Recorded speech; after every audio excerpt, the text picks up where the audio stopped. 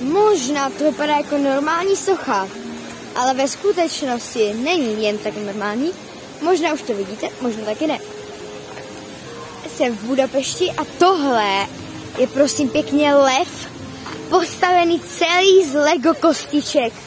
Teď to jde úplně skvěle vidět tady.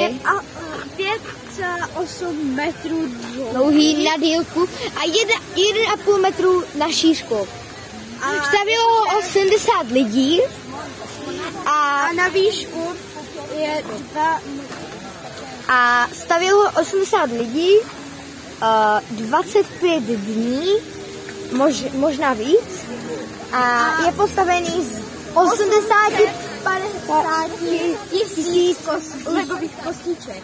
To je fakt neuvěřitelný. Mě by se s tímhle fakt nechtělo stavět, to je úplně nádherný. Podle mě, jakože tohle bych chtěla domů.